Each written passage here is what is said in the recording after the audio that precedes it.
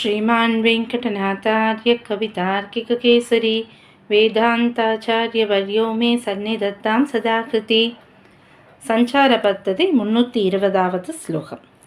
सम्भवतु पादरक्षे सत्यसुपर्णादिरौपवाह्यगणः यात्रासुरङ्गभर्तुः प्रथमपरिस्पन्दकारणं भवति.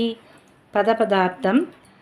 ஹே பாதரக்ஷே, வாராய் திருவடியை காப்பாற்றுகின்ற பாதுகையே, ரங்கபர்த்துகு ஸ்ரீ ரங்கநாதனுடைய யாத்ராசு பிரயாணங்களிலே, சத்ய சத்யரென்றும் சுபர்ண சுபர்ணன் என்றும் ஆதிகி இவர்கள் முதலான ஔபவாஹ்ய ராஜாக்கள் ஏற தகுந்த வாகனத்தினுடைய கனஹா கூட்டமானது சம்பவத்து இருக்கட்டும், பவதி நீதான் பிரதம பரிஸ்பந்த முதலில் எழுந்தருளுவதற்கு காரணம் சாதனமாய் இருக்கின்றாய் அப்படின்னு சாய்க்கிறார்.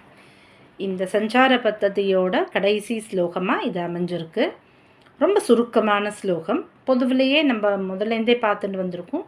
எப்போவுமே அந்த கடைசி ஸ்லோகம் அப்படிங்கிறது ஒரு பத்ததியிலுமே கடைசி ஸ்லோகமானது இந்த மீட்டரில் இருக்கும். இந்த அளவு சின்னதாக தான் இருக்கும். ஆனால் அதோட அர்த்த புஷ்டிங்கிறது எப்போவுமே நிறையவே இருக்கும். நம் சுவாமி இதுலேயும் அந்த மாதிரியான ஒரு முக்கியமான விஷயத்தை சாய்க்கிறார்.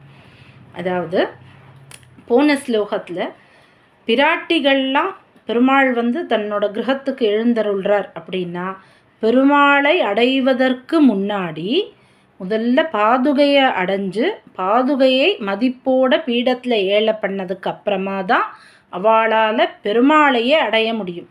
ஆக பெருமாளை அடையணும்னா பிராட்டியாவே இருந்தாலும் முதல்ல பாதுகையை அடையணும் அப்படிங்கிறத போன ஸ்லோகத்தில் சாய்ச்சார்.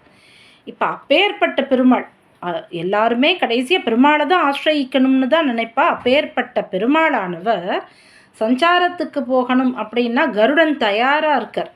சத்ய சுபர்ணாதிகி, சத்யன் சுபர்ணன் என்றவாறு பேரும் உருவமும் கொண்ட அப்படின்னு இந்த மாதிரி கருடனுக்கு நிறைய பெயர்கள் உண்டு. விஹகேஸ்வரன், தார்க்ஷ்யன், இந்த மாதிரி.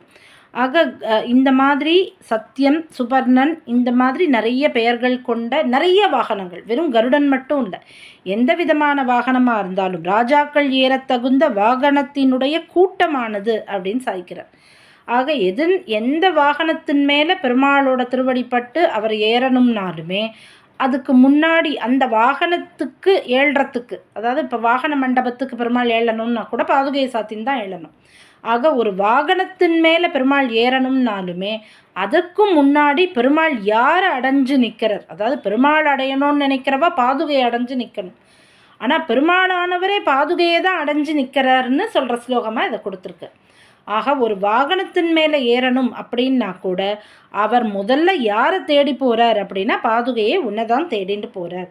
சஞ்சாரம் முழுமைக்கும் கருடன் இருக்கலாம், ஆனால் சஞ்சாரத்தோட தொடக்கத்தில் யார் இருக்கா அப்படின்னா பாதுகையானவளே நீ தான் அவசியமாகிறாய், நீ தான் காரணமாகிறாய் அப்படின்னு சாய்க்கிறார்.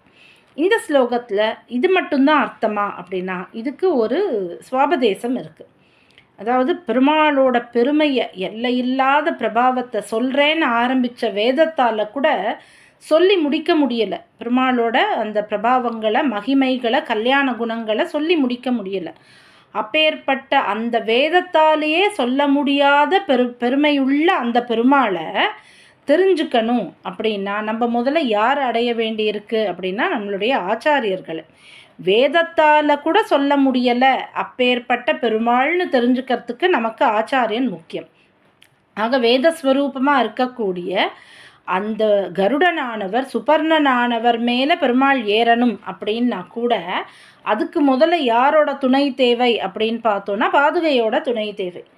பெருமாளுக்கே பாதுகையோட துணை இருந்தால் தான் கருடன் மேலே, வேதத்தின் மேலேயே ஏறி அமர முடியும், வேதத்தில் பெருமாளோட பெருமையை சொல்ல முடியும். அந்த வேதம் பெருமாளோட பெருமையை சொன்னாலும் வேதமானது பெருமாளோட பெருமையை சொல்கிறதுக்கு யார் நமக்கு முதல்ல வேண்டி இருக்கு அப்படின்னா நம்மளுடைய ஆழ்வார்கள், ஆச்சாரியர்கள். ஆக வேதங்கள் பெருமாளை சொல்கிறதென்ற சங்கதியும் ஆச்சாரியர்களை கொண்டுதான் அறிய வேண்டும் அப்படின்னு சாய்க்கிறார் நம் வியாக்கியார்த்தாக்கள். ஆக ரொம்ப சின்ன ஸ்லோகமாக இருந்தாலும் இது சொல்கிற விஷயமானது ரொம்ப பெருசு. பெருமாளே பாதுகையை தான் அடைஞ்சு நிற்கிறார் தன்னுடைய பிரயாணத்துக்கு. நம்மளுடைய வாழ்க்கை பிரயாணத்துலேயும் பெருமாளை அடையறதுக்கு நம்ம யார் அடைஞ்சு நிற்கிறோம் அப்படின்னா ஆழ்வார் ஆச்சாரியர்கள் அடைஞ்சு நிற்கிறோம்னு சொல்கிற அழகான ஸ்லோகமாக இதை நமக்கு கொடுத்துருக்காருடைய கவிதார்க்கிக சிம்மாய் கல்யாண குணசாலினே ஸ்ரீமதே வெங்கடேசாய வேதாந்த குரவே நமஹா.